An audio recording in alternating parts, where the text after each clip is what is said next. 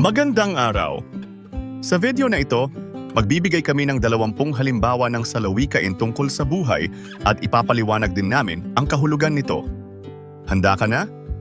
Tara, simulan na natin! Ang buhay ay parang gulong. Minsang nasa ibabaw, minsang nasa ilalim. Ibig sabihin, walang permanenteng estado sa buhay. May panahon ng kasaganahan at may panahon ng pagsubok. Kaya't huwag magyabang kung ikaw ay nasa rurok ng tagumpay. At huwag ding panghinaan ng loob kung ikaw ay nasa ilalim. Ang mahalaga ay manatiling matatag at patuloy na magsikap. Ang pag-ilag sa kaaway ang tunay na katapangan. Ibig sabihin, ang totoong matapang ay hindi ang mahilig makipag-away, kundi ang marunong umiwas sa gulo. Hindi kahinaan ang pag-iwas sa labanan, kundi isang tanda ng talino at pagpapahalaga sa kapayapaan. Di lahat ng kapaitan ay tanda ng kasamaan. Ibig sabihin, hindi lahat ng masakit o mahirap na karanasan ay masama. Minsan, ito ang paraan ng buhay upang turuan tayong maging matatag, matuto sa pagkakamali at magtagumpay sa kabila ng mga pagsubok. Gawin mo sa kapwa mo ang nais mong gawin nila sa iyo. Ibig sabihin, kung gusto mong igalang, matuto kang gumalang. Kung gusto mong mahalin, matuto kang magmahal. Ang mabuting pagtrato sa kapwa ay nagbabalik ng kabutihan at nagdudulot ng maayos na samahan. Kung aakyat ka nga't mahuhulog naman, mabuting sa lupay mamulot na lamang.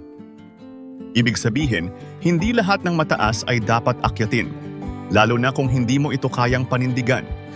Mas mabuting maging praktikal at pumili ng tamang landas kaysa ipilit ang isang bagay na maaaring makasira sa iyo. Kung ano ang itinanim, iyon din ang aanihin.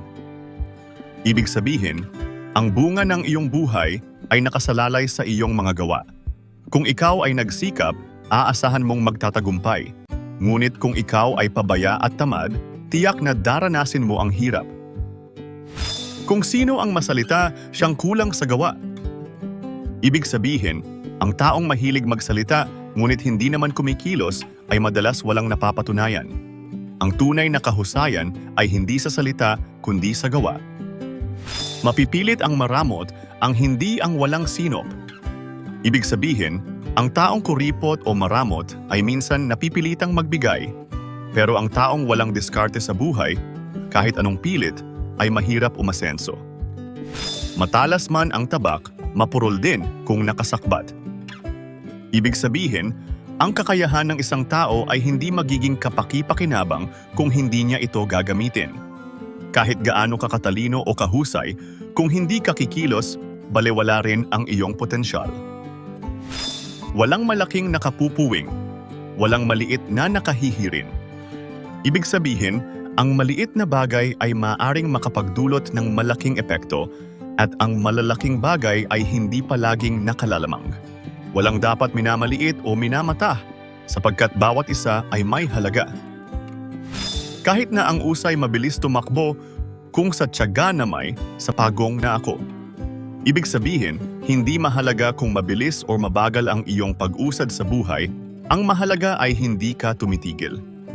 Sa tiyaga at sipag, kahit mabagal ang simula, tiyak na may mararating ka. Kapag sama ang itinanim, lagim ang aanihin. Ibig sabihin, ang taong gumagawa ng masama ay hindi makakaligtas sa masamang kapalaran. Ang kasamaan ay may balik na mas matindi kaysa sa inaasahan. Ang katamaran ay ina ng kahirapan. Ibig sabihin, ang taong ayaw magsikap ay tiyak na maghihirap. Ang kahirapan ay hindi nagmumula sa kapalaran, kundi sa ugaling walang tiyaga at pagsusumikap. Walang maghuhulog ng binalot sa taong natutulog. Ibig sabihin, walang biyaya o swerte ang kusang dumarating sa tamad. Ang tagumpay ay para lamang sa taong gumagalaw at nagsisikap. Ang buhay na may karangalan, maipagmamalaki kahit saan. Ibig sabihin, ang taong marangal at may mabuting pangalan ay kagalang-galang saan man siya magpunta. Ang yaman ay maaaring mawala, pero ang dangal ay habambuhay na maaalala. Lumilipas ang kagandahan, ngunit hindi ang kabutihan. Ibig sabihin, ang panlabas na anyo ay pansamantala, pero ang kabutihang loob ay panghabambuhay na maaalala at ipagpapasalamat ng iba. May magandang nakayayamot, may pangit na nakalulugod. Ibig sabihin, hindi lahat ng maganda ay masaya kasama, at hindi rin lahat ng hindi kagandahan ay walang halaga. Ang tunay na kagandahan ay nasa ugali at hindi lang sa panlabas na anyo. Ang taong mainggitin, lumigaya man ay sawi rin. Ibig sabihin, ang taong naiinggit sa iba ay hindi kailanman magiging masaya sapagkat laging may kulang sa kanya. Sa halip na mainggit, mas mabuting pagtuunan ng pansin ang sariling pagsisikap. Ang dilay parang patalim, kung sumugat ay mariin.